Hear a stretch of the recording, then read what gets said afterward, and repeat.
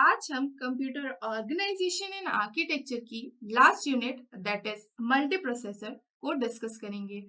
आज हम यूनिट 5 का फर्स्ट टॉपिक डिस्कस करने वाले हैं जिसका नाम है मल्टी प्रोसेसर सिस्टम। तो मैं यहाँ पे टॉपिक का नाम लिख देती हूँ। टॉपिक का नाम है मल्टी प्रोसेसर सिस्टम। यहाँ पर जो मल्टी है इसको हम फुल फॉर्म लिख देते हैं इसकी। ये होती है मल्टीपल एंड यहाँ पे जो प्रोसेसर है उसका मतलब होता है सीपीयू।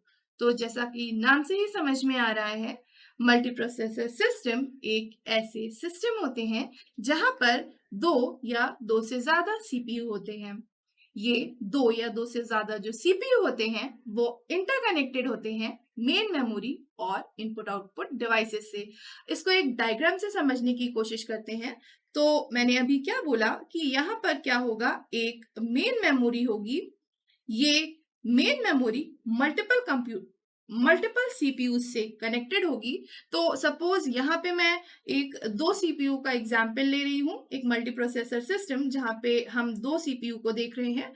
तो हमारा एक सीपीयू यहाँ पर कनेक्टेड होगा और एक सीपीयू यहाँ पर कनेक्टेड होगा। इसको मैंने सीपीयू 1 बोल दिया और यहाँ पे जो सीपीयू है उसको सीपीयू 2 बोल दिया।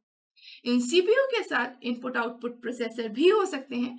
इनपुट आउटपुट प्रोसेसर को हमने यूनिट 3 में समझा था। Input output processor input output transfer करने के काम में आते हैं और ये सिस्टम की परफॉर्मेंस को इंक्रीज कर देते हैं। तो इस सीपीयू के साथ एक आईओपी भी हो सकता है और सेम इस सीपीयू के साथ भी एक आईओपी हो सकता है। मैं यहाँ पे दो सीपीयू का ही एग्जांपल ले रही हूँ। मल्टीपल सीपीयू हो सकते हैं और हर सीपीयू के साथ आईओपी कनेक्टेड हो सकता है। तो यहाँ पे ये सीपीयू 2 का इनपुट आउटपुट प्रोसेसर हो गया।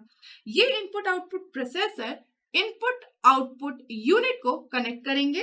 तो यहाँ पे हमारी इनपुट आउटपुट यूनिट हो गई और इस आईओपी के साथ, जो कि सीपीयू 2 का डेडिकेटेड आईओपी है, इसके साथ भी एक क्या होगा, इनपुट आउटपुट यूनिट होगी इसकी खुद की। अब ये सारे जो कंपोनेंट्स हैं ये सब आपस में इंटरकनेक्टेड हैं। तो चलिए इन सबको इंटरकनेक्टेड कर देते हैं। इंटरकनेक्टेड मतलब ये जो कंपोनेंट्स हैं ये आपस में कम्युनिकेट कर सकते हैं अगर जरूरत पड़ती है तो हमने यहाँ पे आईओपी को भी मेन मेमोरी से कनेक्ट कर दिया, इस आईओपी को भी मेन मेमोरी से कनेक्ट कर दिया और हमारा ये जो डायग्राम है ये कंप्लीट हो गया। अब एक और चीज समझने वाली यहाँ पर ये है कि जो मल्टी प्रोसेसर सिस्टम होते हैं वो एक सिंगल ऑपरेटिंग सिस्टम के थ्रू कंट्रोल किए जाते हैं। ये जो ऑपरेटिंग सिस्टम है ये इन प्रोसेसर्स का कम्युनिकेशन बाकी जितने भी कंपोनेंट्स हैं, जब हम यूनिट 3 डिस्कस कर रहे थे तो हमने आईओपी के बारे में डिस्कस किया था कि आईओपी जो होता है वो इनपुट आउटपुट प्रोसेसिंग या फिर इनपुट आउटपुट ट्रांसफर करवाता है। तो एक बात समझिए, अगर हमारे सिस्टम में एक सीपीयू है और उसके साथ आईओपी है तो उस सिस्टम को हम मल्टी प्रोसेसर सिस्टम कंसिडर नहीं करते। ये इंपॉर्टेंट पॉइंट है कि अगर एक सिस्टम में केवल एक सीपीयू है और एक इनपुट आउटपुट प्रोसेसर है तो उस सिस्टम को स्टैंड अलोन हम मल्टी प्रोसेसर सिस्टम नहीं बोल सकते। एक सिस्टम मल्टी प्रोसेसर सिस्टम तभी बोला जाता है अनलेस और अनटिल इस आईओपी के पास वो सारी कंप्यूटेशनल फैसिलिटी ना हो जो कि एक सीपीयू के पास है। तो अगर एक सिस्टम में एक सीपीयू है और हमारे एक आईओपी भी है और इस आईओपी के पास वो सारी कंप्यूटेशनल फैसिलिटी हैं जो इस सीपीयू के पास है, तो ऐसे सिस्टम को हम मल्टी प्रोसेसर सिस्टम बोल सकते हैं। अकेला इनपुट आउटपुट प्रोसेसिंग और अकेला इनपुट आउटपुट ट्रांसफर अगर ये करवा रहा है तो उसको मल्टी प्रोसेसर सिस्टम कभी नहीं बोलेंगे। अब थोड़ा कंफ्यूजन होता है जब हम बात करते हैं मल्टी कंप्यूटर और मल्टी प्रोसेसर की। तो चलिए मैं थोड़ा ये जो कंफ्यूजन है इसको रिमूव करने की कोशिश करती हूँ। एक मल्टी कंप्यूटर नाम से ही समझ में आ रहा है कि यहाँ पर बहुत सारे ऑटोनोमस कंप्यूटर कनेक्टेड होते हैं। चलिए मैं एक डायग्राम से इसको समझाने की कोशिश करती हूँ। तो ये है हमारे बहुत सारे ऑटोनोमस कंप्यूटर, और ये सब एक नेटवर्क के थ्रू कनेक्टेड हो सकते हैं, और ये होता है हमारा मल्टी कंप्यूटर इन्वायरमेंट।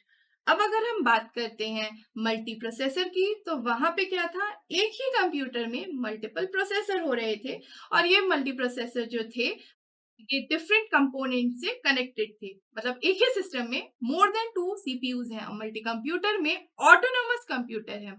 अब ऑटोनोमस कंप्यूटर है तो हर एक कंप्यूटर के पास खुद का एक इनपुट आउटपुट, मेमोरी डिवाइस और अदर कंप्यूटर रिसोर्सेज भी होते हैं। मतलब इस कंप्यूटर के पास खुद का एक इनपुट आउटपुट होगा, खुद का मेमोरी डिवाइस होगा, और कंप्यूटेशनल रिसोर्सेज होंगे। सेम इसके साथ भी यही होगा और इसके साथ भी यही होगा। अब बात करते हैं, अगर मल्टीप्रोसेसर सिस्टम यूज कहाँ होते हैं, तो मल्टीप्रोसेसर सिस्टम पैरेलल कंप्यूटिंग में इस्तेमाल होते हैं। जब हमें पैरेलल कंप्यूटिंग को सपोर्ट करना होता है, या इसको हम नॉर्मली बोल सकते हैं कि जो मल्टीप्रोसेसर सिस्टम है they support parallel computing. On the other hand अगर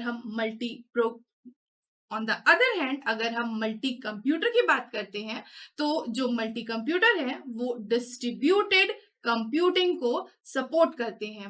इसका क्या मतलब हुआ कि मल्टीपल प्रोसेसर में हमारे पास एक प्रोसेस आता है, हम उसको डिफरेंट प्रोसेसर को दे देते हैं, और वहां पे पैरेलल प्रोसेसिंग होती है। या फिर हमारे पास मल्टीपल प्रोसेसर्स आते सॉरी हमारे पास मल्टीपल प्रोग्राम्स आते हैं। ये प्रोग्राम 1 है, प्रोग्राम 2 है, ये बहुत ही बड़े और कॉम्प्लेक्स प्रोग्राम है, तो इसको हमने सीपीयू 1 को दे दिया, इसको हमने सीपीयू 2 को दे दिया, और भी अगर हमारे पास सीपीयू लगे हैं तो हम मल्टीपल प्रोग्राम्स को एक साथ कंप्यूट करवा सकते हैं। ये हुआ हमारा multi processor. On the other hand हमारा जो मल्टी कंप्यूटर होता है वहां पे डिस्ट्रीब्यूटेड कंप्यूटिंग होती है।